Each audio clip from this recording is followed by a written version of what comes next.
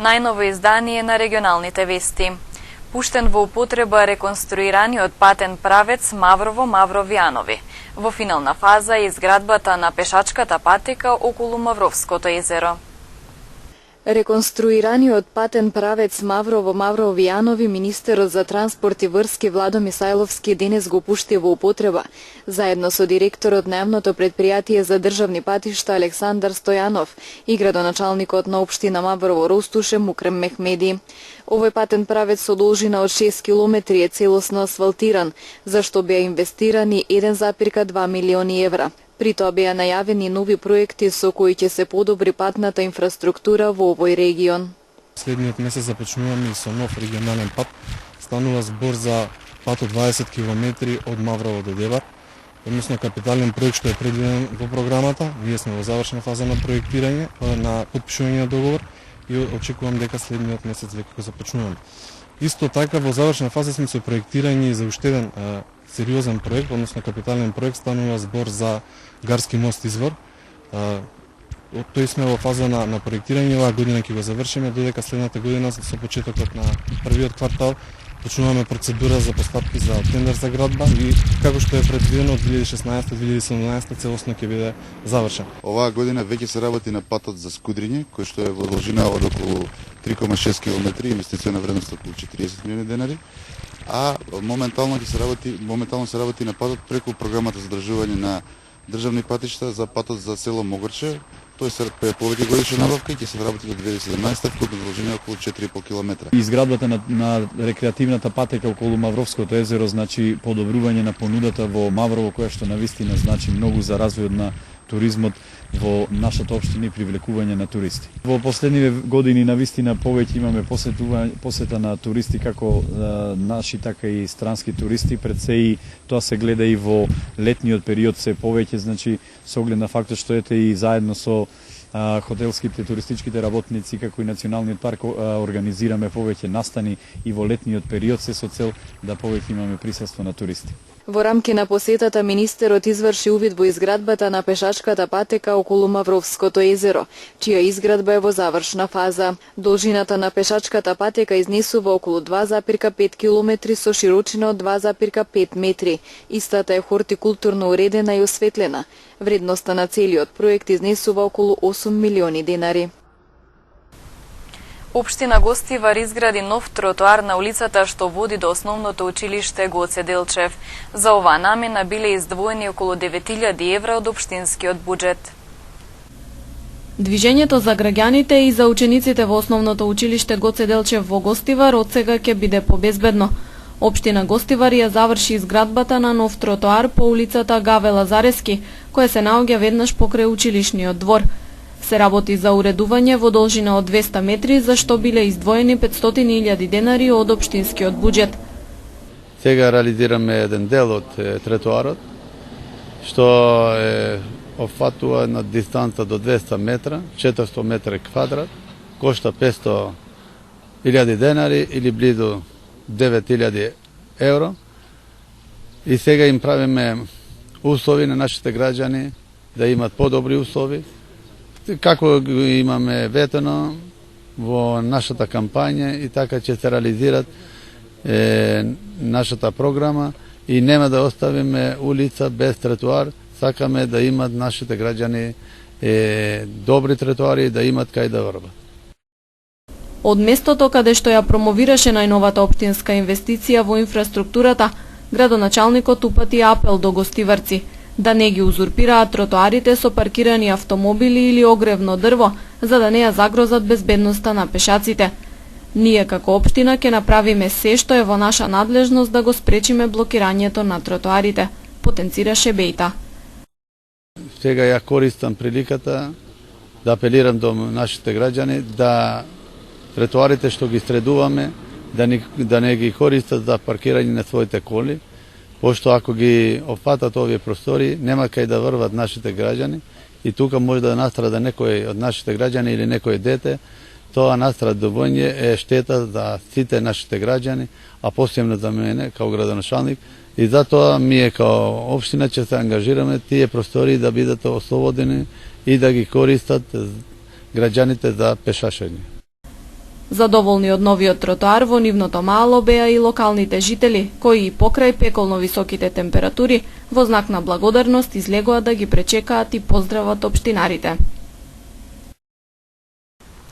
Во Гостивар се одржа регионален форум за соработка на граѓанските организации, на кој се дискутираше за проблемите на граѓаните во Полошкиот регион. Настанот се организираше во рамки на програмата Civica Mobilitas. Во Гостивар на регионален форум за соработка се дискутираше за состојбите и проблемите на граѓаните од Полошкиот регион. Настанот се одржа во рамки на програмата Civica Mobilitas, а беше наменет за представници на граѓански организации, училишта и активисти. Денес го одржуваме четвртиот регионален форум за соработка и овој форум е за соработка во Полошкиот регион. На форумот заедно со учесниците ќе ги идентификуваме проблемите, предизвиците кои што постојат во овој регион и за кои што би можеле да направиме заеднички акции, не само како граѓански организации, туку пред се со граѓаните, а понатаму и со општините, предпријатијата, училиштата и сите оние кои што се засегнати со проблемите кои што ние тука ќе ги идентификуваме. Civica Mobilitas е програма на Швајцарската агенција за развој и соработка. Регионалните форуми се организираат со цел да се идентификуваат проблемите и да се осмислат идеи кои граѓаните и здруженијата заеднички ќе можат да ги развиваат во иднина. Регионалните форуми се одржуваат во рамки на програмата Civica Mobilitas, која што е програма на Швајцарската агенција за развој и соработка, представена од Швајцарската амбасада во Македонија, а ја спроведуваме Македонскиот центар за меѓународна соработка МЦМС, НИРА со Данска и уште една шведска организација. Форумите помагаат во дискусија за проблемите, за навистина да идентификуваме што е проблемот, а да не да тргнеме од акција, па потоа да го наоѓаме што е проблемот. Овие настани се организираат под мотото Твој простор, твој глас. Претходно вакви форуми се одржаа во Скопје, Куманово и Охрид, а од септември ќе продолжат и во останатите региони низ земјава. Излијани канализацијски води во подрумски простории во куќа во Тетово. Семејството апелира за што поскоро решавање на проблемот.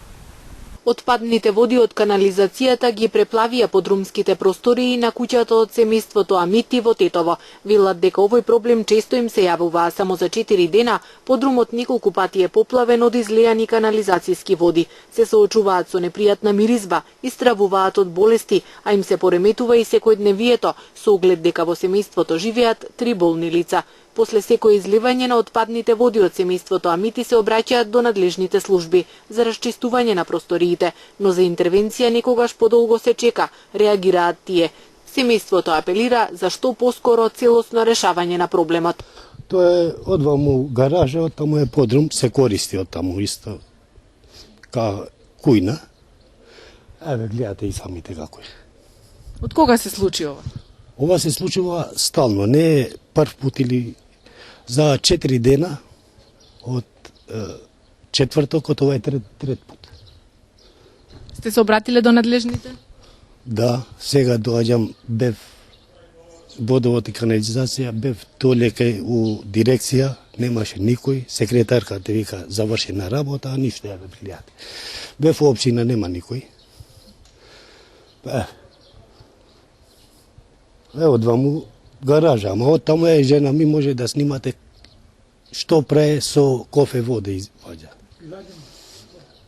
Зошто ова се случува? Каде е проблемот? Проблемот е у главната канализација. Доаѓат ќе очиста, утредента истото, не иде да го контролира дали е исчистено или не. И тоа се случува, еве, за овие 4 дена трети пат. Сум се пријавил таму. Еве истото. Непријатна миризба има? Па еве и самите осеќате што е. Имам тројца болни. Епидемија едно друго све може да се. Како мислите дека треба да се надмине проблемов, да се реши? Или цевката е малава, или некој фарла нешто, да се контролира. Сега што ќе премеземете понатаму? Ја отидов да тражам комисија да дојде да вида. Па никој, секој си офрля топката на друго место. Иди таму, иди ваму, еве од 8 саат, еве, целиот испотен, натаму нааму. без канализација, без доле, општина, нема никој. Одработната единица водовод и канализација при Јакапатетово велат дека се запознаени со проблемот и екипи ќе излезат на терен за да ги расчистат поплавените простории во куќата на улицата ЈНА во Тетово. Во рамки на манифестацијата Тетовско културно лето синоќа во Тетовското Арабати Баба Тече се одржа ликовна изложба. Познатиот тетовски ликовен уметник Невзат Кица синоќа во Тетовското Арабати Баба Тече одржа ликовна изложба. Настанот беше организиран во рамки на манифестацијата Тетовско културно лето. Продолжи функционирање на Тетовско лето на културата. Сакавме и ние да бидеме дел од тоа лето и со неколку дела на нашето здружение символично ја поддржаме Тетовско лето на културата. Во оваа смисла понудивме вечера слики кои се во собственост на здруженијето. Ликовниот уметник Кица ја поздрави манифестацијата Тетовско културно лето, апелирајќи Министерството за култура да ги поддржува културните работници, се со цел на професионален начин да ги реализираат своите проекти. Како што е познато, ние веќе работиме на реализирање капитален објект, односно капитална инвестиција со куќата на уметноста во Тетово и се надеваме дека и овие слики, односно овие дела на нашите колеги ќе помогнат во реализација на истото. Единствено што досега сме незадоволни е Министерството за култура кое за сега не поддржи, односно не поддржува перманентно 4 години наназад со 0 денари, а што не е во ред. Тетово сепак и колегите во Тетово заслужуваат малку повеќе. Но се надевам во иднина ќе можеме да воспоставиме по контакт, по транспарентен и по директна комуникација со Министерство, за да се дојде до одделна донација токму за овој капитален проект. Да се надеваме дека работите ќе тргнат на подобро, но за сега цела ова приказна била бледа и не го даде резултатот кој беше очекуван од нивото на централна власт. Тетовското културно лето продолжува вечерва со балетска програма во Центарот за култура Илјоантески смок. Со полагање на свежо цвеќе пред споменикот во Непроштено, утре во 17 часот и 30 минути, ќе се одбележи 14 годишнината од кобните настани случени во 2001 година. Местното население на Непроштено апелира за присуство на настанот, на кој ќе им биде оддадена почит на настраданите. Со положување на свежо цвеќе пред споменикот во Непроштено, утре ќе се одбележи 14 годишнината од кобните настани случени во 2001 година. Местното население на Непроштено апелира за присуство на настанот на кој ќе им биде оддадена почит на настраданите. Се наближуваат 14 години од кобните настани кои се случија во 2001 година, а кои настани оставија неизбришливи траги во душата на Непроштено и непроштенчани. На 23.7.2001 година Крстогоговски, Цветко Михајловски, Васе Михајловски и Стојан Михајловски, сите од село Непроштено, бија жртви на теророт извршен врз цивилно население само затоа што го сакаа своето село, својот куќен праг, својот род, својот дом, својата родна земја Македонија. Терор беше извршен и врз многу невини жители од ова село, кои подоцна заради овие или оние причини ги загубија своите животи, некои од мака, а некои од болка. Тагата по нашите комши, браќа, сопрузи, татковци, роднини и пријатели и после 14 години не стивнува.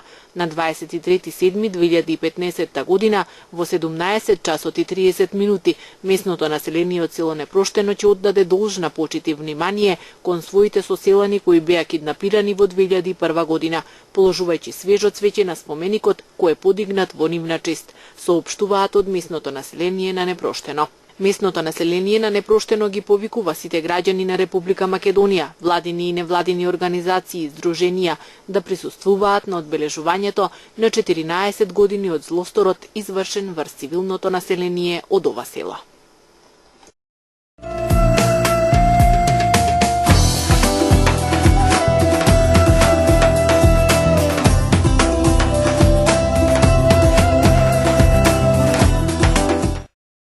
Насилството против новинарите во Македонија неделава ескалира и зазема драматични размери. Животот на новинарите сериозно е доведено во прашање. Вербални закани по живот, физички напади од јавни личности и уништување на приватен имот на новинарите ескалираше со брутален напад врз сопственикот на порталот Доказ, нанесувајќи му тешки телесни повреди. Бараме веднаш да се сопре насилството против новинарите и медиумските работници.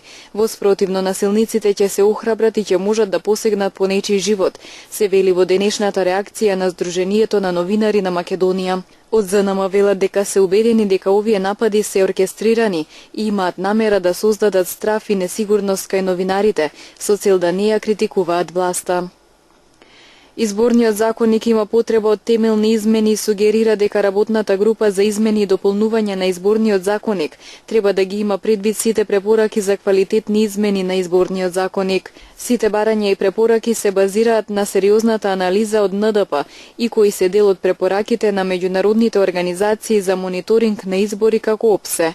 Прво треба да биде извршено чистење на избирачкиот список, со кое ќе се спречат манипулациите на владеачките партии со изборниот процес, како и создавање на еднакви услови за политичките партии во изборната трка, кој досега бил проблем за многу изборни циклуси каде се прават манипулации со над 400.000 фиктивни гласови, кои фигурираат во изборните листи, велат од Националната демократска преродба.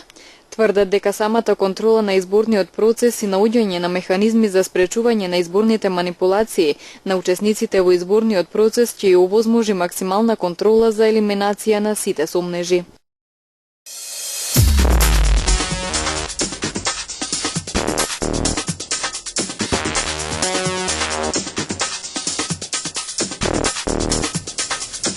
Членовите на председателството на Босна и Херцеговина Драган Човиќ, Бакир Изетбеговиќ и Младен Иваниќ денеска во Белград разговараа со српскиот премиер Александар Вуќич.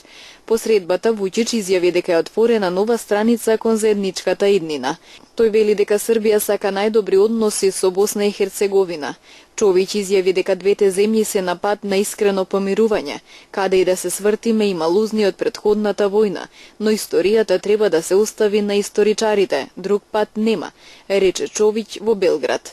Тие ја прифатија поканата за посета што Вуќич им ја упати по нападот врз него во Сребреница, со цел релаксирање на односите меѓу двете земји. Големи пожари на хрватското приморје. Ситуацијата е особено тешка на полуостровот Пелјешац и на островот Корчула, каде стотици пожарникари поддржани од хрватската војска се борат со огнената стихија, која им се заканува на неколку населени места. Површината на двата најголеми пожари надминува 1000 хектари, а зафатени се борови, шуми, масленици и лозија. Најопасно е кај Смоквица на Корчула и кај селата Трстеник, Кунај, Пониква и Забрџе на Пелјешац. Од загрозените подрачја евакуирани се бројните туристи, како и локалните жители кои раскажуваат за драматичните моменти кога се појавиле огнените јазици. Големи проблеми прават силниот ветер и непристапниот терен, а во гаснењето на огнот ангажирани се воени авиони и хеликоптери. Веќе е направена голема материјална штета, меѓу другото изгореа и неколку автомобили како и една винарница. Грчките пратеници денеска треба да гласаат за вториот пакет реформи, што ќе биде уште еден тест за премиерот Алексис Ципрас. Грција мора да го усвои вториот пакет за да добие 83 милиарди евра помош во следните 3 години. На 20 август истекува рокот до кој Грција треба да ја врати 3,2 милиарди евра на Европската централна банка, а во септември 1,5 милиарда евра на Меѓународниот монетарен фонд. Грчката влада вчера во парламентот презентираше повеќе нацрт закони за реформи, со барање финалниот договор да се постигне до 20 август. 20 годишен маж е виновниот за нападот во турскиот пограничен град Суруч, соопштија турските власти. Момчето потекнува од југоисток на Турција. Денеска турската влада разгледа мерки за дополнителна безбедност на границата со Сирија. Во нападот во Суруч се убиени 32 луѓе, а повеќе од 100 се повредени.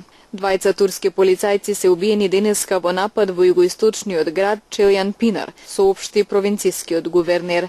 Неколку турски провајдери на интернет услуги денеска го блокираа пристапот до Твитер, во согласност со одлуката на локалниот суд со која се спречува дистрибуирање на снимките од самоубојствениот бомбашки напад изведен пред 2 дена. Тројца шпански новинари се сметаат за исчезнати во Сирија и се верува дека се киндапирани, објавија денеска шпанските медиуми. Новинарите се занимавале со истражувачко новинарство во северниот град Апело. Не сме се слушнале со нив од 10 јули кога влегува во Сирија од Турција, изјави Илса Гонсалес, шеф на Шпанската новинарска асоциација. Таа потсети дека тројца шпански новинари беа киндапирани пред 1 година во областа близу Апело.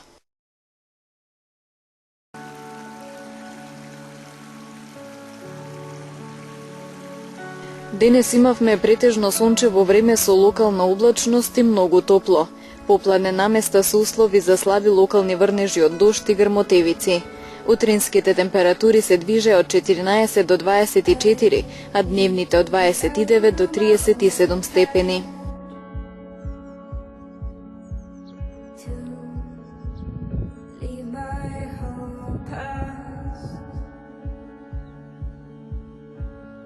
Утре не очекува претежно сончево време со локална облачност и многу топло.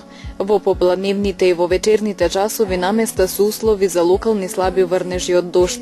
Утринските температури ќе се движат од 14 до 24, а дневните од 28 до 38 степени.